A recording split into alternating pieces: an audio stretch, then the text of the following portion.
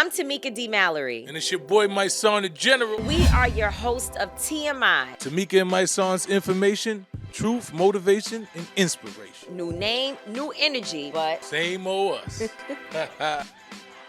What's going on, Mysonne Lennon? It's just one of them days, man. You know, I'm just pushing through today, just pushing through. Yeah, I tell you, boy, it's been a lot during the holiday season. You know, a lot of things happen to people, folks who are suffering with, being unable to access friends and family because they are incarcerated or, whatever, away, maybe even in the military, or somewhere that they can't be with them. And then you have people who've lost loved ones. I know you've lost your mom, and it's tough time during the holidays. And I was having a conversation earlier today with Yandy about all the other things that we have been facing as a movement family. One family member in the hospital, double amputations. Another friend whose family as well passed away. And it's just been so much that we have personally been dealing with. And Yandy's obviously close to us and knows everybody and has been checking in every day on the different situations, the roller coaster that we've been on.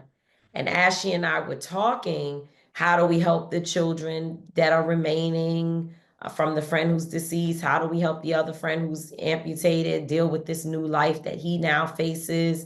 I was looking at her, and she's getting her hair done, and her hairstylist, who's our friend also, Bryant, he was, doing his professional job, not minding our business and our conversation, which he often does. And then I looked at him and I thought, oh, Bryant, wow, your mom passed away around this time as well.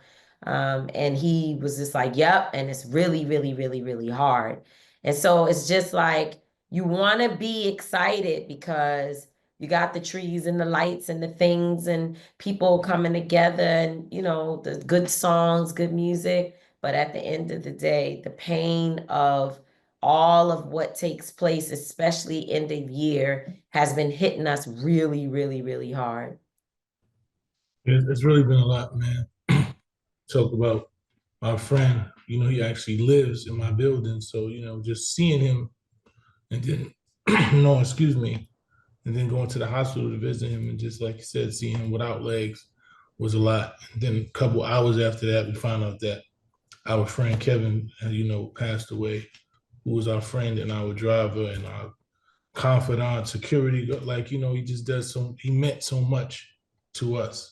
So all of these things is happening at one time, and then just the ills and spills of just life and the movement and the work that we do all the time, and just trying to, like you said, trying to be happy during this time, have sons and grandson, and you want to be happy and joyous and festive for them, but then you're dealing with all of these things. So, it's but I'm gonna figure it out. I'm gonna keep on moving.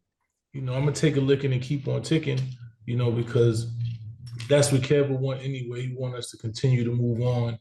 He believed in the work that we do. And, and he always was supportive of us and right there with us. So, we just got to keep on. This train ain't gonna stop. We got to keep on moving because we just have more angels, man. And we praying for our brother Ramin to make us a recovery, and so it's just a lot. Yeah, it is. But just to all those people who are out there facing this holiday season with challenges, not having the resources that you wish you had to take care of things that you want to do, not even to go out and splurge and buy up the world, but just to have the right meals to cook, prepare for your family, or the right ways to, come together and celebrate and feel just comfortable in your skin. It's a rough time. I was really trying to go see my son and his family for a couple of days leading up to Christmas rather than mailing stuff, and for my granddaughter, because I don't buy Christmas gifts for anybody, but I want her to have little things from me for the holiday. And I said, well, I'll just go there and we'll run around together and find her little things. And the plane ticket literally is $900 for me to get from New York City to Atlanta and back. It's outrageous. So people who even want to get somewhere don't even have the resources that they need to be able to do it. Because if I can't do it and I'm a person that has resources and I'm not going to spend $900 to go somewhere to spend more money, like it doesn't make sense. So I don't know what I'm gonna do. I don't know if I'm gonna go, I don't know how. I'm like, they say Tuesdays is the low day for tickets, and meanwhile, this is Tuesday that I'm searching and the tickets are skyrocketing. So it's just heavy, and I can imagine that there's somebody who's listening today that's like, wow, thank you for seeing me, and seeing my situation. So that's that on that. Just wanting the quick thought of the day today. I saw Ray J. We saw Ray J out the other night, rolling out weekend, and we saw him out, and he's Ray J all the time. And I was looking at him, thinking to myself, we've known Ray J for some time now. Like, he's a really, really, really good brother. So he's our brother. He's a good brother. And I know it must be difficult when you are coming, you're in a situation where you're talented, and he's very creative from a business perspective, and so many things happen in life that aggravates you along the way. So when we saw him, I'm like, listen, telling him basically, Ray J, please, please, please, please, don't talk to the internet. It's not a real place. Like, the internet is not a real place. It is a space where people want nothing more than to just hear what you are saying, so they can act like they feel sorry for you, but really just talk about you and gossip and, and just like piece together your life, and then try to demean you, bring you down, judge. That statement, we listen and we do not judge.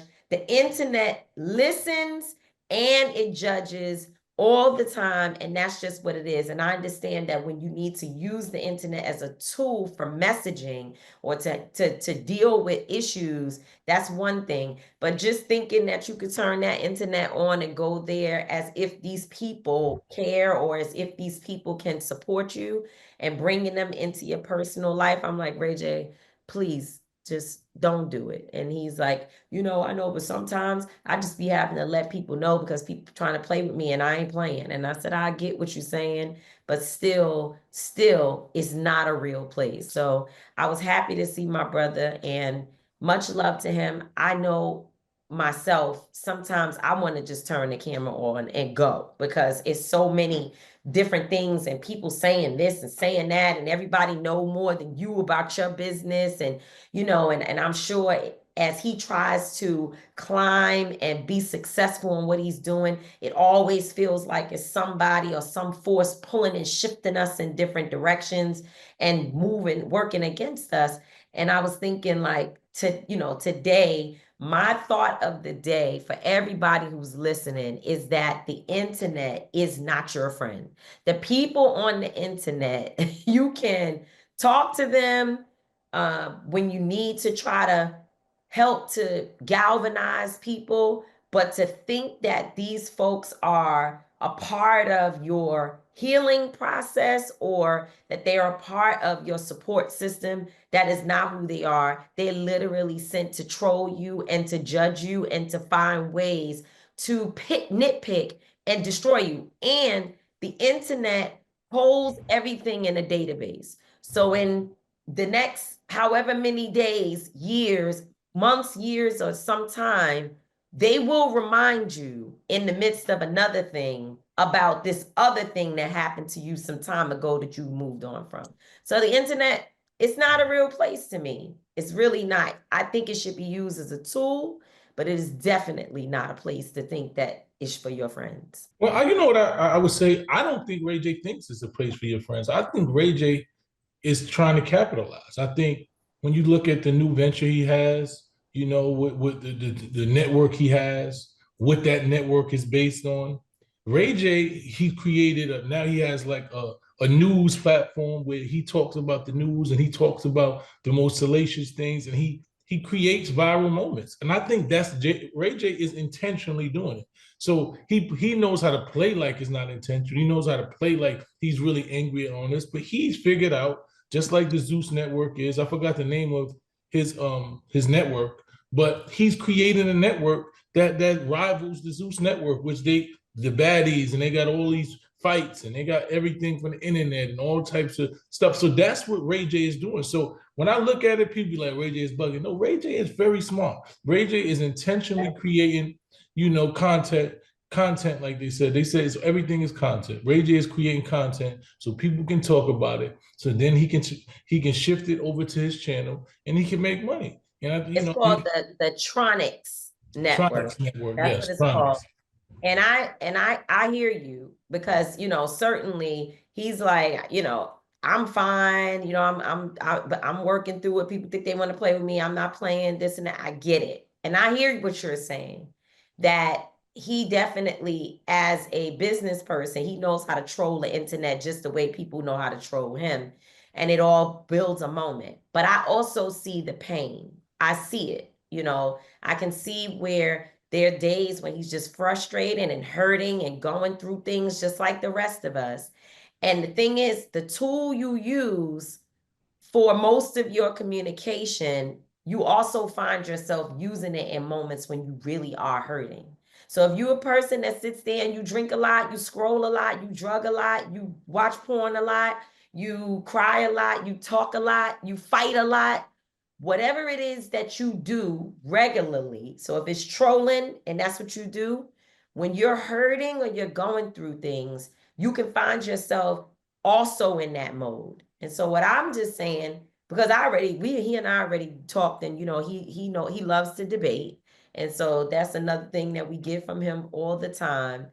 But I also wanted him to know that I feel when I'm watching it, that it's not just trolling to build a network, but there's also some issues of pain that you deal with from different things, being creative, having people, either not believe in your dream or think that you number two to somebody else or whatever, that you also are fighting against. And I know that happens to all of us in different ways. And so I was just saying to people who are out there, and to him and to myself, and definitely to you and to our next guest that's coming up, that the internet it's not a real place. It's just not, it's not. I watch people break from trying to go up against people on the internet all day, trying to make their point. And you can never, ever, ever make your point to something that is literally designed to pick away and pick apart your point. And so you could argue in the comment section all day, all day, all day. You could troll, you could talk, you could this, that, and the third. But there are people who have nothing to do that will argue back more than you can communicate with them. And you find yourself spending so much time trying to make this thing work, and end up taking away a lot of time from working what you're supposed to be working. So that's just my thought. I mean, I don't say that you're wrong. I believe to a certain degree that pretty much is not, and I say this all the time, a lot of stuff has been going on the internet lately. People, I was going to actually make that my daughter today. I mean, I don't get it, but you brought it up. So I think we need to have a deeper conversation about this, and really just talk about the internet, because people are bringing their personal issues to their family issues. People are bringing every bit of their issues to it. So is it useful? Is it progressive? Is it more beneficial? I don't know. I come from a school of where we kept our personal business within the household, within the people that knew about it. We didn't even take our personal business to our friends in the street. So now, when you bringing people who don't know you or don't care about you into your home, into your bedroom, into your life, into your kids' life, I don't know if that's something that's okay. It seems to be like a normal thing these days. I think it's a thing that's not going away. Yeah, I think that's a new norm. And I think, as much as it bothers us, people have gravitated to this new style of communication, and they've normalized this new thing. So I don't know if in the long run, is it healthy? Is it good for you? I don't think it's good for me. I don't think nobody that I don't know or don't care about me should have access to information about my personal life. I just don't think so, because now they're able to utilize that and bring it up and do all types of things with it. And I'm at a disadvantage. But In your comment section every day, we should get to our guests, but in your comment section every day, I see people like, no matter what the true story is, oh, you robbed a cab driver. And they know because they've read, they've seen, they've heard other people talk about what happened in that situation. People know very well, like community people who live in the area where this took place are very clear. All of your friends and everybody knows that you didn't rob the cab driver. But just because the narrative is out there and because people know about it, they're going to constantly try to use it to prick at your emotions. And you have gotten much better, but there was a point where you would be like, fuck are they talking about? And I've gone through that as well in different ways. Like, the worst thing in the world, at one point, I don't deal with that now, was for people to come in my comment section and be like, oh, you're anti-Semite. It's like, that was horrible for people to say that about me, knowing it wasn't true, knowing that, it just was a lot of factors, that. So anyway, I have to when I'm saying this, because like I told you, I love Ray J deeply. And I just watch him and I love to see how smart he is. You said that. He's like brilliant. And you could tell just by the way he moves, the way he talks, his business acumen and all of that. I love that. So I ain't talking about just him. It just was a thought that came to me from my conversation with him to minister to myself that these people on this thing, they're not the people I'm really actually trying to talk to. And actually, we have to spend a little bit more time in this season with all of the loss around us, trying to get closer to the people who we can actually touch, the people we really do know. So that's my thought of today.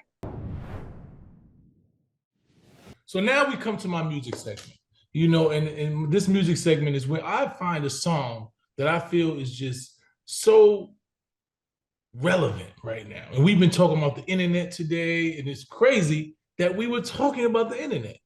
And my new song, Internet Niggas, is for you internet niggas. It's talking about all of the people on the internet that come into the comments, that talk crazy, they make threats, they talk about your mama, they say they're gonna kill you, they say the worst thing in your DMs all day from AM to PM with no life at all. And if you're not smart enough, they'll actually have you going back and forth with them. So this song right here, Internet Niggas, shout out to my brother Jose, aka Bronx Logo, who was in the studio with me like last night, that loves this song. And he like, you should be naming everybody. I'm like, no, I'm not naming it because you're giving these people too much credit. So I just want to call y'all the internet niggas that y'all are. So make sure that y'all go to my YouTube page and listen to Internet Niggas. We're about to have it on all platforms. We're going to make this the theme song for the internet, the killers, the internet killers. We call them computer shooters, the tweet buyers, the internet gangsters. All of y'all, this song is for you. We appreciate, we want you to know how much we appreciate you. We don't believe you, but we appreciate you. Internet niggas. Y'all ain't have nothing better to do. We had something, but this was the best thing we could have did. This song. Y'all didn't have anything better to do, but if y'all check in with me, I can give you plenty of work because we got a whole lot of stuff to do. Keep you and Brother Bronx Logo. Oh, this is work. This is work. Yeah, I bet it is. It's I'm gonna say that you were exercising your voice, remembering getting your skills, keeping your skills up. They say if you don't use it, you'll lose it. This is one of my favorite songs. Internet niggas, the best. Not internet niggas, the internet. Whatever. Coming up next is our guest, Trey The Truth. He has a pretty sad situation going on. I'll talk about our brother, our friend. I'll talk a little bit about what's happening in Trey's life. That's next. All right, so today our brother has joined us, and it is like a deeply personal, painful time, but also very happy to have our brother joining us because he hasn't been with us this year I don't think, and maybe so, but certainly not enough. We haven't all been able to really spend the type of time that we need to spend together. And so I'm happy to have you here today, Trae. I know that my son would say the same, but also the circumstances for which we come together are definitely stressful, painful, and so there's that going on. And so I wanted to just make sure to acknowledge that. And also for those of you who may not know who Trae is, Trey The Truth, our brother from Houston, Texas, who was also an international leader and humanitarian and artist, musical, what do you call it? Musical genius. I've never met anybody that can do a whole album in 2 or 3 days and it actually be like real good music. But these brothers, this the type of stuff that Mysonne and Trae do. And so Trae, we met some years ago and started working together on justice issues, fighting for Breonna Taylor and others. And from the first day, we became family. He and I, brother and sister, Mysonne and him, brothers. And it has not wavered one bit since day one. And so during this time, while Trae is dealing with something that many of you know about, you've seen it, you've read it, you've heard it, we wanted to invite him to come to a family space to have a dialogue about what's happening and to really help to clear up some concerns that I see a lot of people have about what is taking place with his daughter, Truth, who is our Niecy Poo, when she's in the mood to be Niecy Poo, because she's just like her daddy. So I'm glad to have you here, Trae. Thank you so much for joining us. Trey The Truth. How you doing? How you doing? Good. Praise you. Love you, man. Just want to let you know, man. Love, bro. For sure. Yeah. So listen, Truth. Let me just say that people have learned, which by the way, You mean listen, Trey? Trey The Truth. Oh, listen. Well, I'm Big Truth. See, Little Truth. Big truth. Okay. So listen, Trae. So recently, people have learned about something that we've been knowing about for many, many, many years. Actually, probably all of Truth's life. I think we met when Truth was like months or maybe 1 year old. And for all of these years, we've been knowing about the challenges that you have had as a father in that situation. And people know a little bit here and there throughout the years. You've kind of led on to, some of the challenges that you were facing, you and her mother. And so folks kind of always look out to see like when is Truth gonna be there. You haven't seen her for a while. It's been several months. We don't see Truth and she's back. And so we know that. But you have been very, very, very private about the depth of everything that has been happening and really have gone to great extent not to talk about this latest incident. And so recently you decided that after so long of not seeing Truth, where she is supposed to be with you because you were granted full custody of her some months back. I think around June 1st, she was supposed to be with you. And then, she hasn't been there. And therefore you decided it was time to talk to folks, not just to gossip about it or to give people gossip rather, but more so because you really are looking for people who can help if they see, if they know, they have the whereabouts of Truth. You're really, really doing the work to try to figure out where your daughter is. And so I know that that's very painful for you to have people to know the depth of what's been happening. And I just wanted to say, first off, I'm sorry that you had to expose this because we've been talking about for months. Should you say something? When should you say things? And you chose not to. So that's one. I just want to put that out there for people who may not really understand. And I'll just go ahead and ask you, since Truth has been, you haven't seen her for a while. I just wanted to know, like, when was the last time that you saw her and what were the circumstances for the last time that you were with her? My last time seeing my baby was August 16th. Her mother came for a visit, because And to correct you, I had primary custody, which means we both had custody, but Truth was under. I was fully responsible for Truth at the time, and she still would get the visitation on the weekends and summer and different holidays. It's kind of the role switch to everything that I went through for the first 5 years.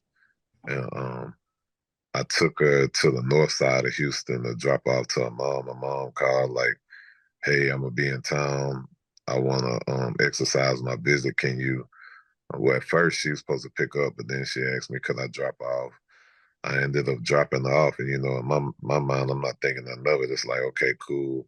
It's Friday. I'll see you Sunday. We was getting prepared for her to go to school and everything else. And once I dropped off, I never seen her again. Mm. So how, people may just think that this started. Like, how long have you actually, and what was the process, for you to get to that? Because I know you're very, a stand-up individual, and I know it wasn't your first thing. Like, you know what, I'm just gonna go get primary custody. I know you wanted to do it, but what was the process that made you feel like, what, I need to make sure that I have primary custody? I think, man, just everything that I've experienced. And honestly, you actually hit it right on the nail. I was never going to seek custody. You know what I'm saying? That I was strictly on stop keeping my baby away from me every year. Some years it'll be 2, 3 months. I go without seeing Truth. The next one it may be 6 months, and I was tired, bro. And it was like I did everything I needed to do, and it's hard following. You got to follow the court order where you have somebody telling you what to do, how to do it. But I never went off the path of what was set for us to do.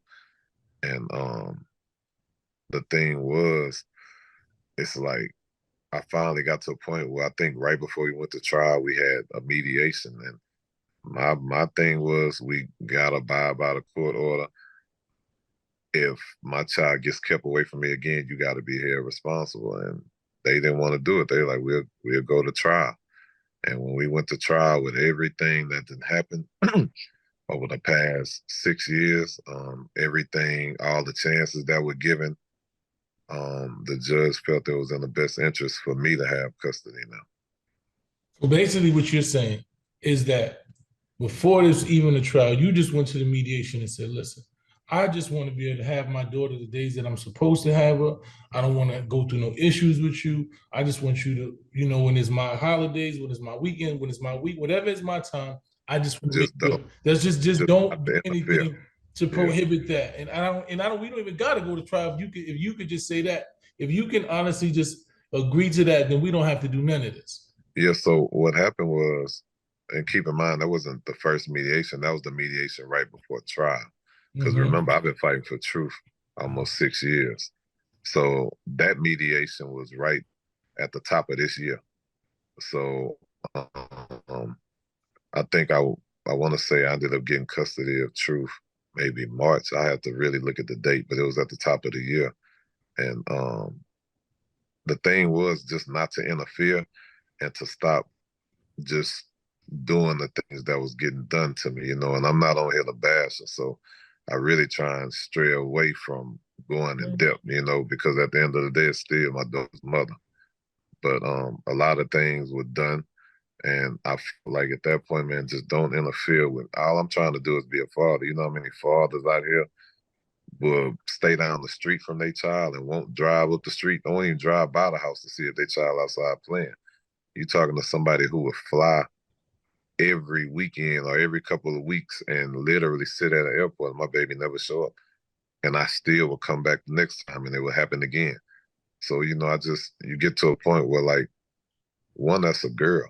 A girl definitely needs to be protected at all times, especially with everything that Black women go through. Black kids, Black girls, even just girls in general. You got all kinds of crazy people out here that do uncool stuff to kids, And I feel like, man, I'm here, I'm blessed. God got me moving normal. I'm standing on both feet. I'm going to protect my child. So I really felt very adamant, man, just stop interfering with that. So you mentioned flying. And I just want to, because there are people out here. I posted the missing person flyer, or whatever we want to call it, notice, the notice, missing persons notice. And there were people in my comment section who, by the way, some of them I truly understand, because it is our first instinct, especially as women, but men also, to just think that, well, a mother is supposed to be with her child, and she should be, right? Absolutely. A mother should be with their child. You know, I would do anything. I would fight. He used his money and his resources to take Truth away from her, and it's not cool. There's some people who are in the comment section who are talking about, oh, well, he did her dirty and whatever. And I said, as a woman, I can imagine, and I'm not even going to go down that road with you, because regardless of what happened in y'all relationship, but she could tell me anything. She could come to me and say, oh, he did this and he did that. And I might be like, okay, that could be true, right? Because I'm a woman, I know what I've experienced. And so our first instinct is to always say, well, what is this about? And why would anybody be trying to take a child from their mother? And you're going to fight for it. There's some people who I truly believe are in my comments because they know her and they have what they believe to be a story that they want to try to spread to make this situation justified. But the reason why I've been so adamant about supporting you and why I'm speaking on this now is because I have literally been on the phone with you when you get off of a flight to pick Truth up, and hours go by and she does not show up with the baby. And then you will leave brokenhearted and fly back again the next time you're supposed to pick her up, regardless of whether you spoke to her or not, because the court told you that this is what you're supposed to do, and you have been trying to make sure that you go by the book in terms of exactly what they say. You do it, not just to show the court, but also to make sure that mom and daughter knows that I am going to be consistently here. So I just want folks to know it's not a question. I just want people to know that I didn't just wake up one day and say, oh, Trae is my friend, and I just want to go, defend him regardless of what. I've literally been a part of watching the details of this thing and how it has happened. And I think that for people who will say, well, he did this to her, or he left her, or he didn't stay with her, or whatever the hell, regardless of how relationships go, the use of a child as a weapon is something that we have been taught as women who come from good households, that it is a cardinal sin. Like, it is literally a sin to use a child as a weapon because you are upset about what happened in a relationship. So I just want to say that. And I want you to talk about, because there are people who think that when you got primary custody, which I've been calling full custody, so thank you for correcting me, that you did not want Truth to see her mother at all. That was it. So, she was separated from my mother. So first and foremost, what they got to understand is the dynamics of the relationship of me and you. We not yes men to each other. We don't even respect that type of stuff.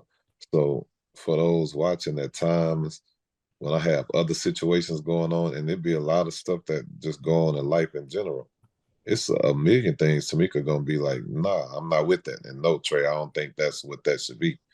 And any real person that genuinely loves somebody is always gonna speak up. They never gonna be, okay, whatever you want to do, I'm just gonna support it. And even though you're gonna support family as family, but right is right, wrong is wrong. Like, even if it's a situation where you had a newborn right now and you was doing the exact same thing, I'll be the first to tell you, I ain't down with that, Tamika. That's, you out of line for that.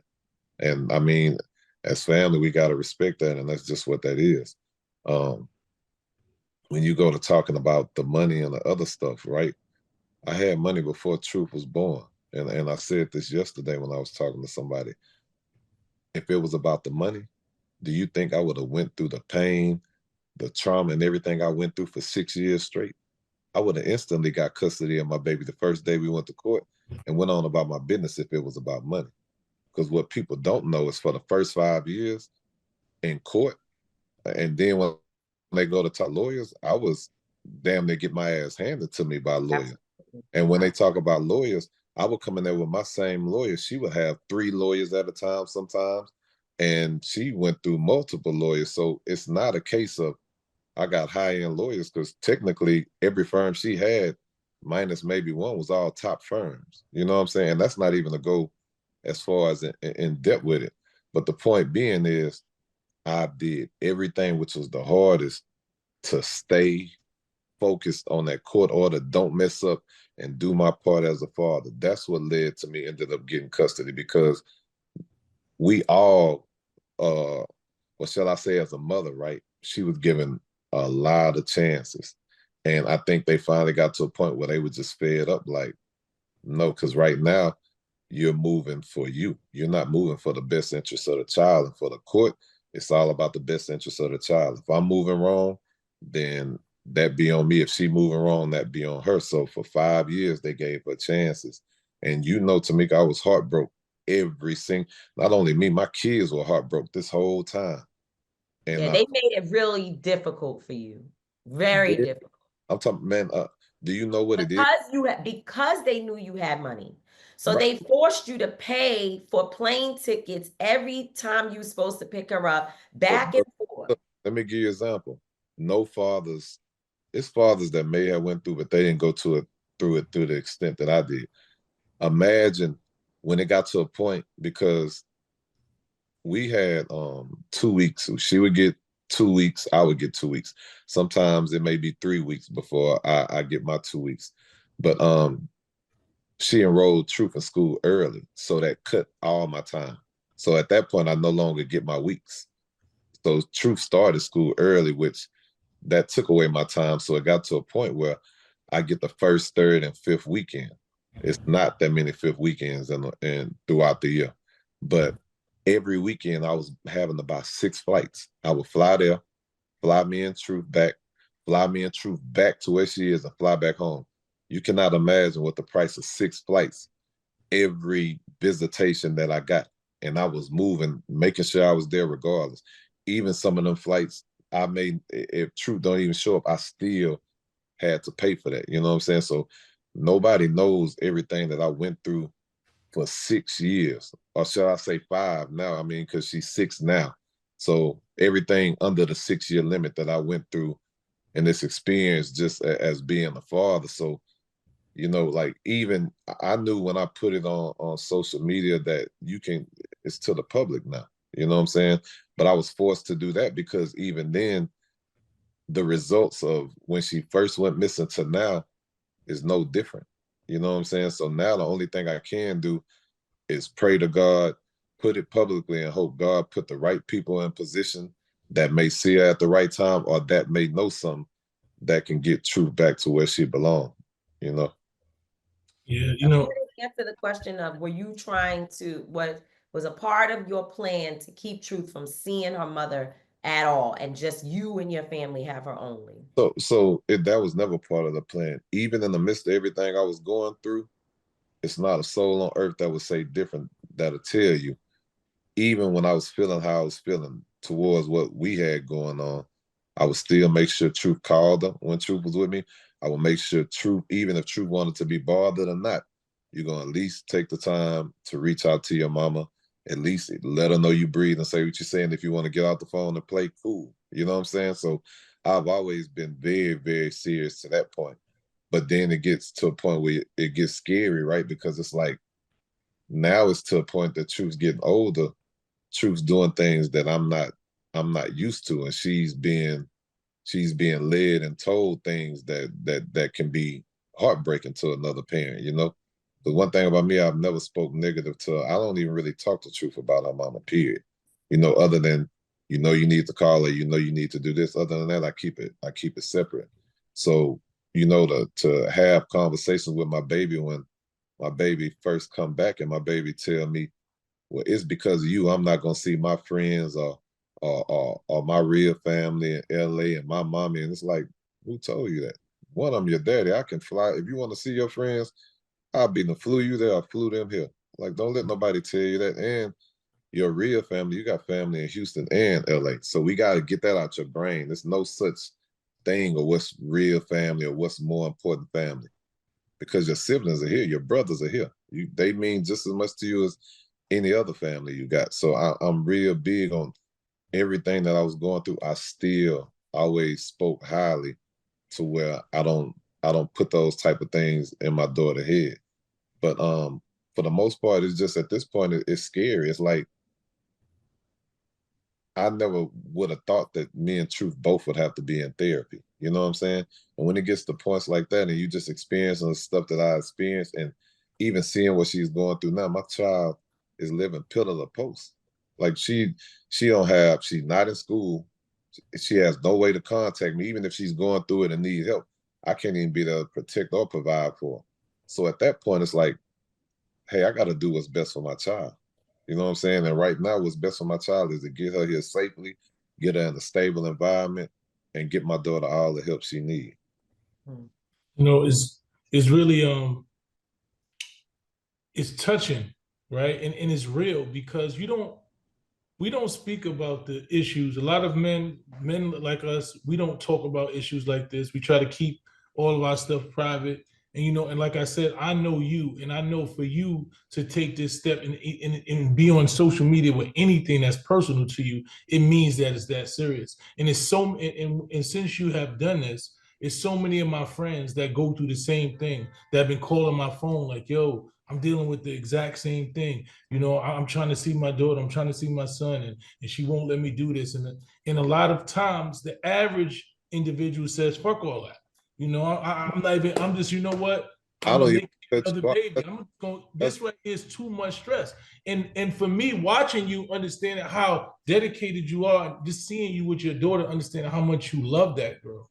You know what I'm saying? And then going to my comments, just listening to people, you know, a lot of people, and it's such a double-edged sword, right? Because if a woman was having the same issue, right? If a woman had put and said, hey, the father took my son or my daughter, I haven't seen it, everybody would be like, no, that's crazy. We need to do this. I'm so sorry for you. But just listening to some of the people saying, oh, well, she's good with her mother. Don't worry about that. What are you trying to take the daughter from the mother for? And it's like, why you don't think, you know, that the father has the same rights? Why you don't feel like the father has the same, you know, good intentions for his child? And it's like we're able to see it's actually pulling back layers of just dysfunction and just false narratives that's been created within the world about how fathers feel about their children, because we care just as much about our kids as the mother does. You know, although people don't want to believe that, but we really feel the same way. I think the thing is, man, and I was real big on, I didn't want to make this a mother-father thing. It is a lot of fathers that go through this, and you have great mothers. You have great mothers, you have great fathers. You have BS mothers and deadbeat fathers too. You know what I'm saying? Mm-hmm. And I think, honestly, man, I feel like God's using me for whichever way he had set for me, right? Because in my mind, I didn't want this to the public. In my mind, it's, you know how embarrassing this is, bro. I could barely hold conversations at times without, Mike, as long as you've been knowing me, ain't nobody ever seen me cry. It's to the point now I can't even stop it at times, you know?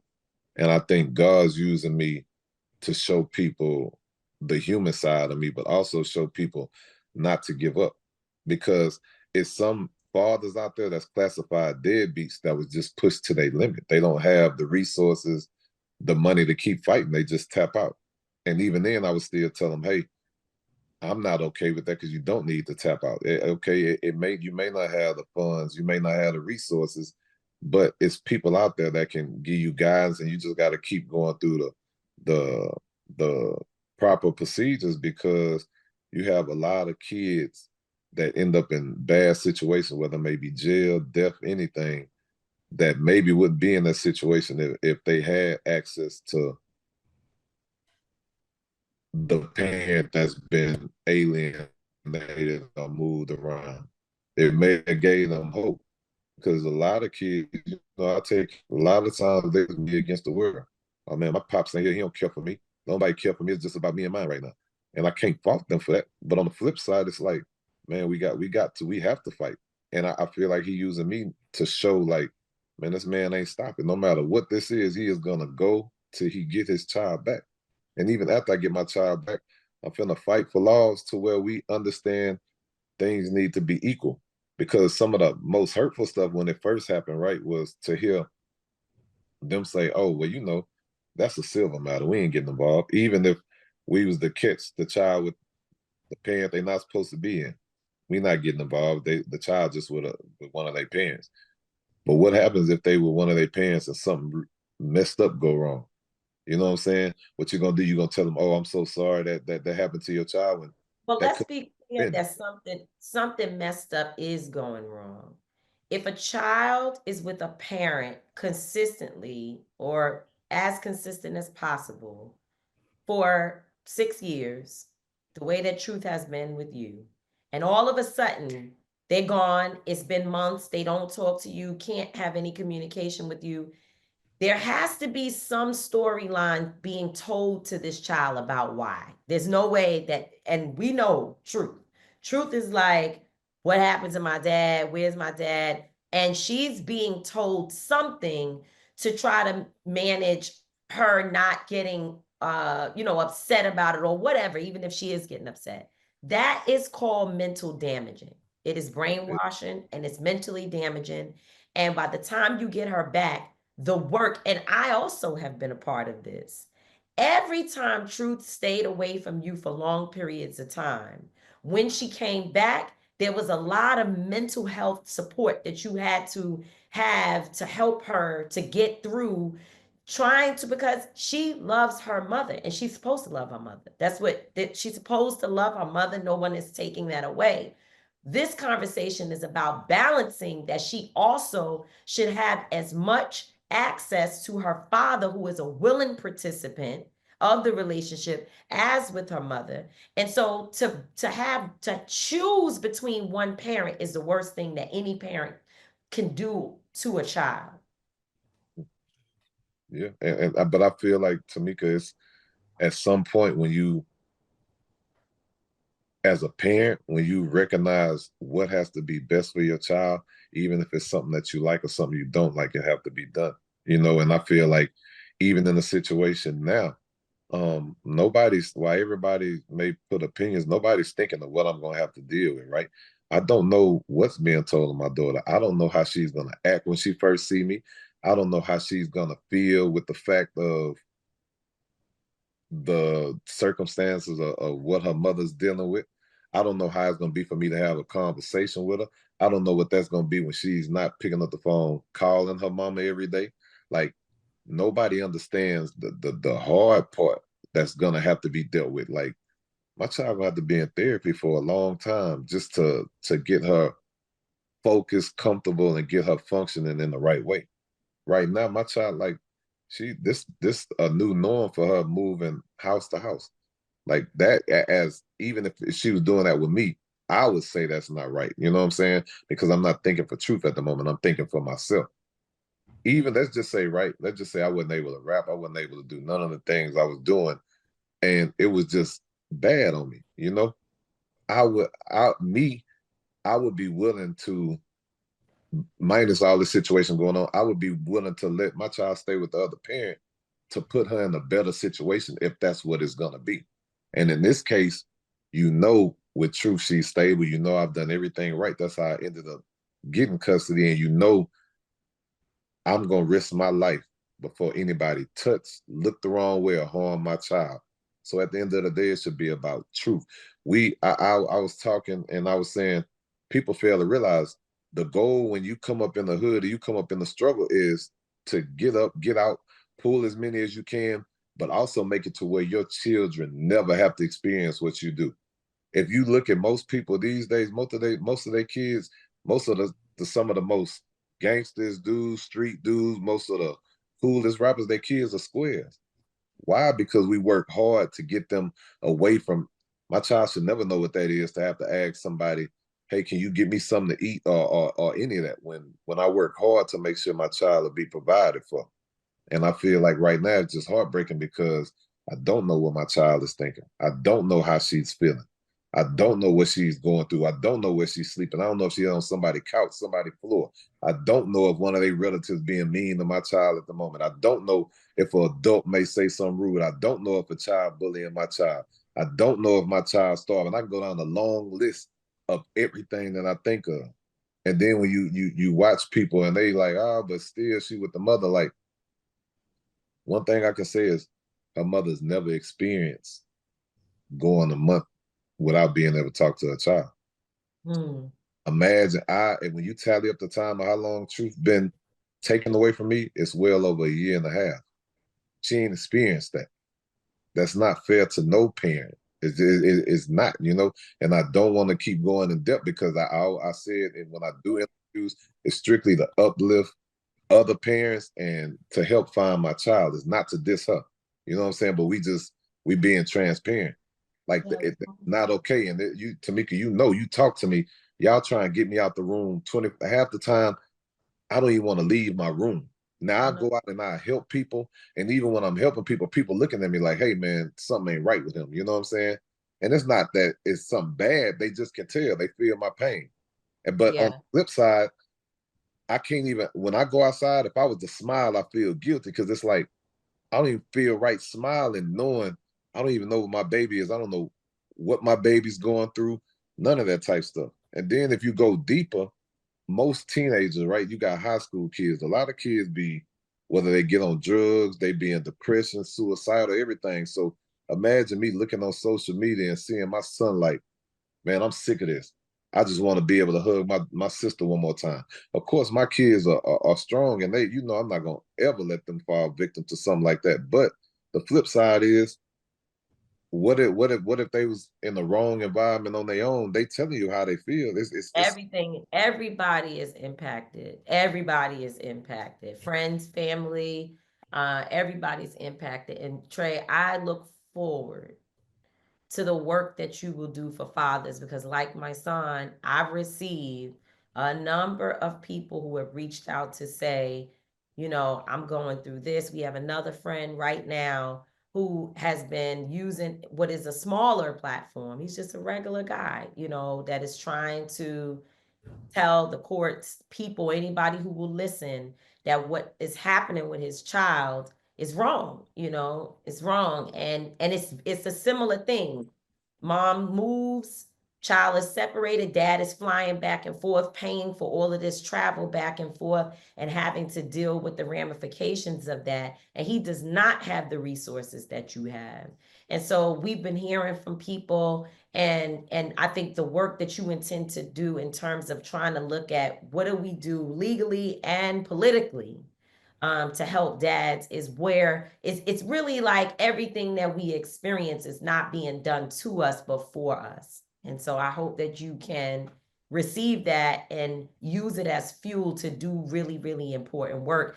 And you are the type of person who could do this work because the men who suffer in silence, people who are, dudes that are like the real dudes. Y'all know who I'm talking about. I don't know. Y'all call them stand-up dudes, but I don't know everybody's situation, so I can't call them stand-up without knowing the details of what has happened.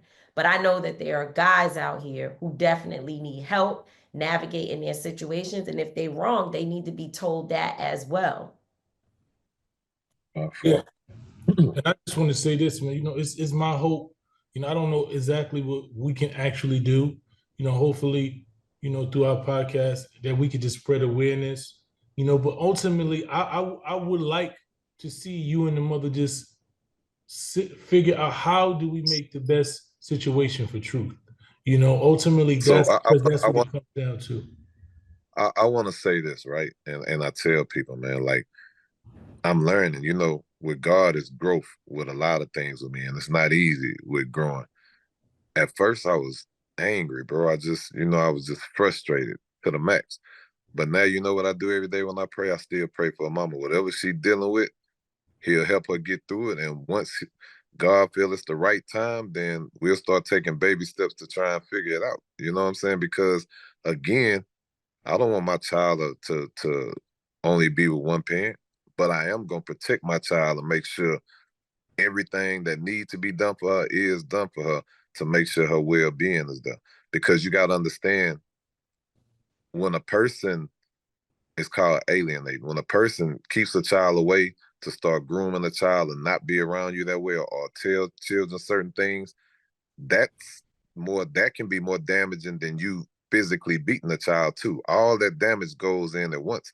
So sometimes when people don't understand that that is a problem and that's things that they doing that they shouldn't do, you have to pray and hope that they can get help, and once they get that proper help, we're going to figure it out. Because one thing about me, I love my daughter. Anything my daughter wants, she going to get. So if that's a constant ask for her in that time, we're going to figure out the way to get it done, but it's going to be done right this time. I went through this 6 long years. Nobody can imagine the pain. I done been at war with dudes my whole life. I done been through everything you could think of. Ain't nothing broke me the way this situation broke me. You know what I'm saying? And I'm getting to a point now where I can finally talk, where I don't be crying all the time, and I'm getting there. I'm learning to have faith and know that my child gonna be back to me one day. It's just on God's time, and so I'm just working for it. I'm working to do everything I can, and I'm still gonna continue to do His work. When I get off the phone with y'all, I'm literally going to a school. What we did is a lot of kids, which I realized, but I didn't realize there's a lot of kids that only able to eat when they at school for lunch. They don't have nothing else at home. So me and the Rockets Foundation, we went yesterday, bought up majority of stuff at Kroger's, and we took over a classroom and created a grocery store so them and their families can come shopping. And then for the holidays, they'll have food and other stuff. You know what I'm saying? So I'm still going to be doing the work, which I work hard. Even with my kids around, they take part in that. Like when I go do stuff, Truth be right there alone, directing me, telling me what I need to do, what she like and what she don't like. So, it's just going to be a process, man. Only thing, the message that I want to get out there is, one, if you see my baby, don't approach them. Don't bother the mama. Don't do none of that. Simply call 911 or one of the agencies that can get me my child, because we just trying to find them. If you're a friend to her, a real friend, don't watch your friends crash out. You know right from wrong. Only thing I can ask you is, put yourself in my shoes. What if that was your child? Would you want somebody to help you, or would you want somebody to tell the person that took your child, hey, you know what, this ain't right? I understand you hurt. I understand you may feel some way because it didn't go your way this time, but at the end of the day, it's not about your feelings. It's about the best interests of the baby. That's it, and I heard you, Mysonne, and what you said, that we do pray that that the parents will be able to come together for the sake of truth and find a path to navigate through this. But I will say that if you are a friend who's out there listening and you know how to reach Truth's mom, or you're somehow in touch with her, the courts are the real problem. Because what happens with judges is that after a while, they start saying, I don't really care what any of the parents have to say. Now I got a problem with you, and that's what I think needs to be addressed, so that by the time they hit court again, they have worked things out, at least to the point where the courts might be like a little bit more conscious that, okay, they look like they're trying to come together. But without that, I don't know what happens, because it's a crime when you take a child and run. It is. People don't think it's a such thing as kidnapping. That is a real thing. It is a crime. Like that, it doesn't matter which parent is. I've had people who gave me their stories and said that the father may have came and got the child from school, and they ain't seen their child in 2 or 3 years. That is still kidnapping. It's no way around it. Both parents, it is the law.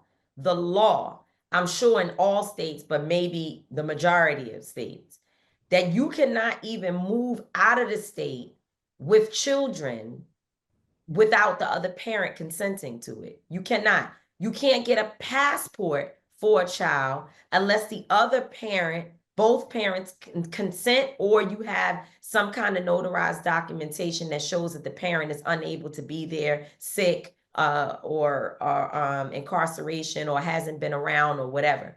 There's rules that protect both parents. And so in this situation, again, I hope you get contacted and truth comes back to you without it having to go through the legal system.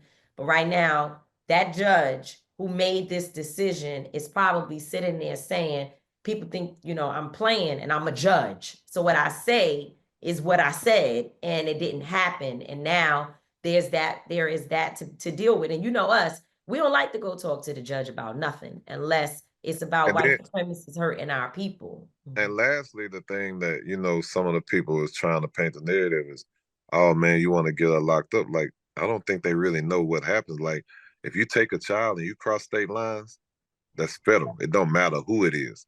Then on top of that, when you go to playing with any type of court papers and them both courts converse with each other, that's going to be a problem.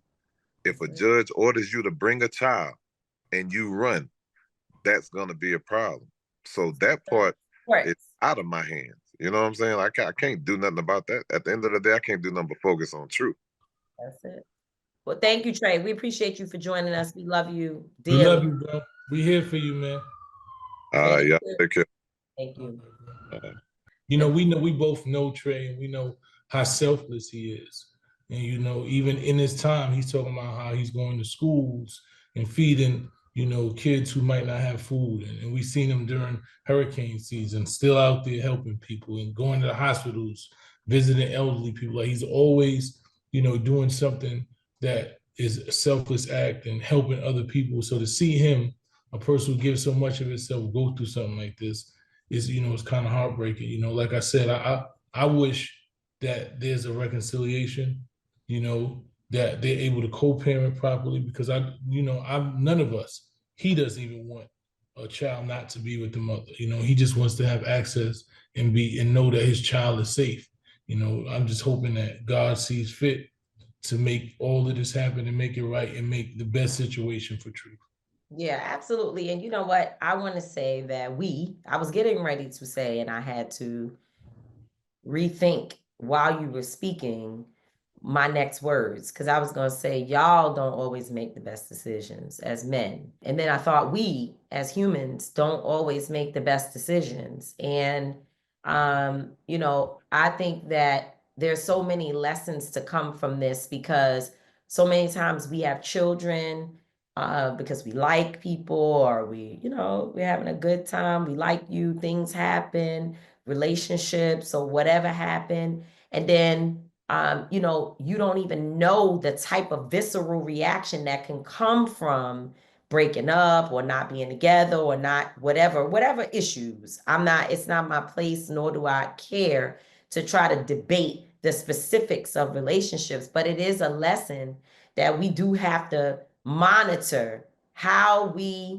what we choose to get ourselves involved with. This is for women and for men, right? Because when the shit all hits the fan, you look back and you may or may not have even seen the signs. You may have missed the signs because you didn't even really know the person you were dealing with. Or you might have been with a person and you did know them and you didn't see the signs because you didn't choose to at the time. And then here we are living a nightmare. So I think that's a big lesson that comes out of all of these situations. And I pray so much that this sister will show up with this baby, and that the courts will be lenient on her, because they know that she's dealing with the stress of the mental health is real, and the shit that we as women deal with, sometimes we step out of our right mind when we're dealing with pain or hurt from a relationship. That's what we do. I mean, that's just the truth.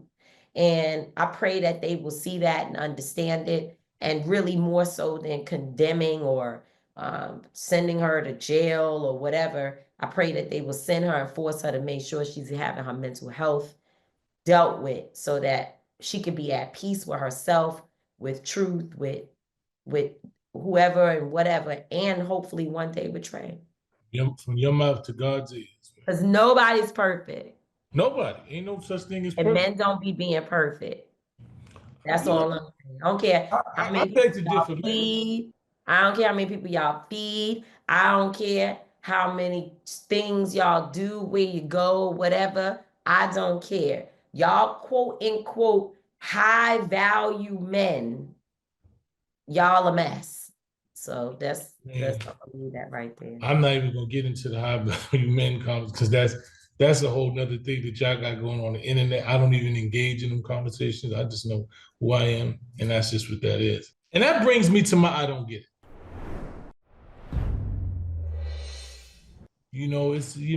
We've been in this political season. We just getting over this election. People feel how they feel about the candidates, this and that. And I'm always critical about everybody. I've always said, listen, I don't have any party. I'm loyal to my agenda. I'm loyal to Black people. I want to see Black people be in the best position possible. And I want the issues that are going to affect Black people to be highlighted. I want people to be in positions of power that can change, the issues that affect Black people. I want to see Black people in positions of power. So I've been adamant about that, as it looks right now. Pretty much, or most of those things, in my opinion, have come from the Democratic Party. So I tend to lean and speak about a lot of Democrats in a positive manner. And I still call them out. And this is one of the times when we called them out. Last week, I spoke about Joe Biden granting pardons and clemency to over 1,500 people, 39, on pardons and over 1,500 clemencies, which broke the record for one day. And, I thought that was something positive. There are a lot of people that have been incarcerated unfairly, especially from our communities. And we know if there have been 1,500 people released, there's a good chunk of them that come from, our communities that are Black and, Latino, that come from marginalized communities. So that was something that I wanted to highlight and congratulate. I said, okay, Joe, but this new partner that I found out that he gave to the Cash for Kids judge. Now, it was like, what? Like, what? How did this even happen? Like, explain to me how a president gives a judge a pardon who was convicted of sending kids to detention centers and jails in exchange for cash. Like, how do you justify that? What is the mind state that even comes with a situation like that? I just didn't get it. I just didn't understand, and I had to call it out because, in all honesty and fairness, it's some shit that went against what it is that I represent. It went against my moral compass.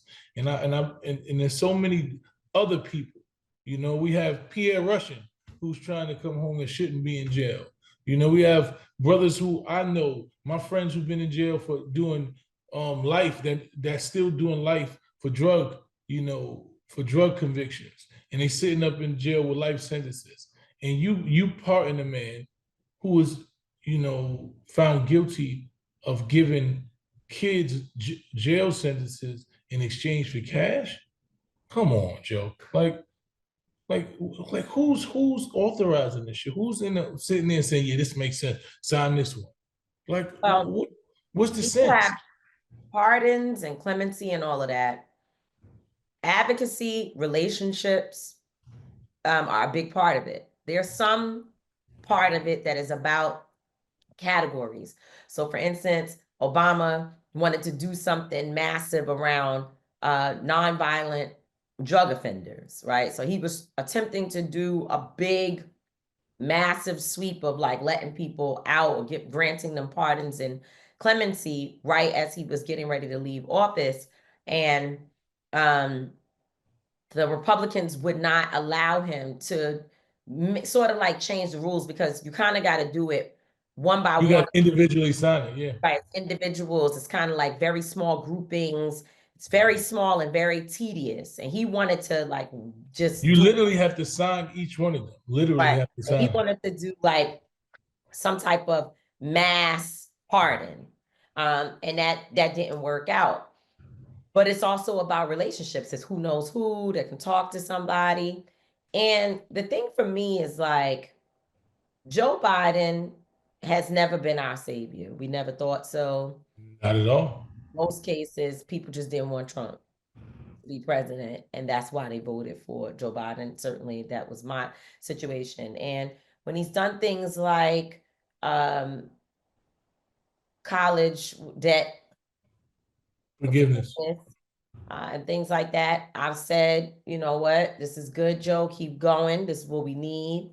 And other things that he's done, the Supreme Court justices, the judges on the bench on the federal courts. His Department of Justice was extremely progressive in terms of addressing the issues of police violence and civil rights abuses in different municipalities. Just got a consent decree in Louisville, Kentucky, where the Department of Justice found that in the wake of Breonna Taylor, that they had been violating the civil rights of the citizens of Louisville, and people fought and organized to get that consent decree signed by the mayor there in the city of Louisville. And to his credit, he has said, even when the new administration comes in, which we know that the new administration's position is more police immunity, more safety for police, these standards that we're attempting to set, they don't believe in them at all, for the most part. And this mayor has said, I will still keep the consent decree and continue to work on the issues that the Department of Justice, their findings about the issues within their police department. And so again, we speak on that. I have also not so much praise, but I've highlighted the administration's work around gun violence and making sure that smaller grassroots organizations get the resources that they need, and that cities get the resources it needs to distribute for smaller grassroots groups to do the work of ending gun violence in our communities, or at least reducing it significantly. So there are things that I can speak to. And as it relates to this particular situation, it's wrong, period. There's nothing else to be said about it. It's actually disgusting. And what is further disgusting is the genocide that President Biden and the Biden-Harris administration has been supplying, paying for, funding. And so when you think about that, the genocide, the cash for kids, the desire to give police more money, not to actually balance the budgets and take money from police departments to put it into things like mental health and housing and food securities. These are things that we have an issue with. And I just want to say to all the people who are out there who want to use this opportunity to say, oh, Mysonne, how could you look at how you supporting Joe Biden, and you support him over here, but now you want to be upset with him. Oh, pick a side. Oh, that's right, because the Democrats ain't no good, and that's why you shouldn't be with them ever, and blah, blah, blah. Some of these, the same people that think that Jordan Neely's murderer, Daniel Penny, right, that he should never have been at a football game with the president-elect and the vice president-elect being celebrated after he murdered somebody for yelling and for being agitated and hungry and thirsty, as he said on the train. They don't like that. They like, I don't think he should have done that. So if it's okay with you that your racist ass president does those types of things to show his racism, and you could still support him because he might bring down the prices of eggs and bread, and you think, which he already done said, he might not even be able to do that. And somehow you believe that being close to him as a white man who supposedly has money, it might make you a part of the Handmaid's Tale family. You can accept that. So then you should just be okay with the fact that sometimes we like Joe Biden's decisions and sometimes we don't. And that's what it is. Like I try to tell people, these are not, I don't have no allegiance to any of these people. These people, I'm looking at a situation, I'm saying who I think is the best person, who fits my morals, who fits the things that I stand for most. And even though none of them completely mirror who I am as a man, I know that Trump is just way further away from what it is that I see a man than Trump, than Biden is. But I'm going to call Biden out. I'm going to call anybody out, because that's the reality of what it is, because I'm going to speak truth to power. I don't drink the Kool-Aid. The reality of what it is with me is, if I see something wrong, I can say it, because I don't care about, I'm not part of no no MAGA cult. I'm not part of no cult. There's nothing about Joe Biden that makes me feel like I gotta defend him. If he do some bullshit, I'm gonna say it's bullshit. When he do some good shit, I'm gonna say, okay, that's what I'm talking about. That's the reason why I did this. When you do some shit like this, I'm gonna say it's the worst shit ever. And you know, and I created a song called "None of These Presidents Represent Me" because they actually don't represent me. They actually represent the United States of America. And fortunately, you know, I have to live here. You know, I love America and I'm happy to be here, but one of these people are going to run this country, and we see who's running it now. So for now, while Joe Biden is still in office, as he makes whatever transitions and, you know, whatever decisions he makes, I'm going to say either they're good or they're bad, and I'm going to speak on it. And then when Trump gets in office, and if he do some good shit, I'm like, okay, Trump did some good shit.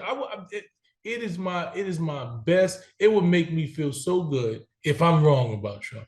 If Trump gets in the White House and he do all the shit, he can stop the genocide, he could bring the economy back, he can stop war, he can actually increase race, you know, relations in America, he can stop police from killing. If he could do all of that shit that y'all said, I would be elated. I just don't believe it. There's nothing that he's ever said or done that makes me believe that he could do that. But I would be elated if he could do that. You think I want to sit in a country that's fucked up? You think I want to watch somebody destroy a country where I live at? Hell no. So I want to see him win. I just don't see how with the strategy and the mindset he has.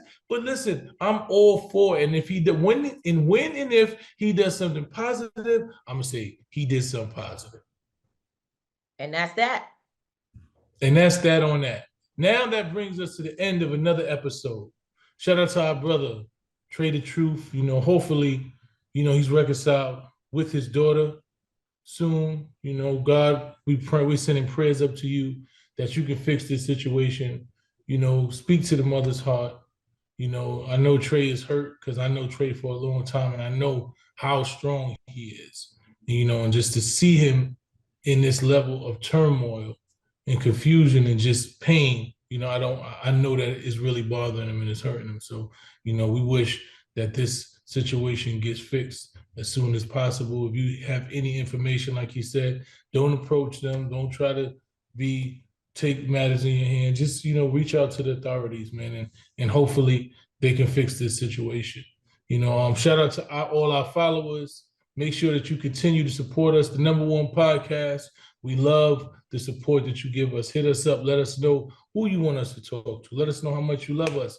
Make sure you subscribe to our YouTube channel, TMI Show, PC. Please subscribe. We need all the subscribers so you can see the video version of our show. We love you. Continue to support us. I'm not going to always be right. Tamika D. Mallory is not going to always be wrong, but we will both always, and I mean always, be authentic. Peace.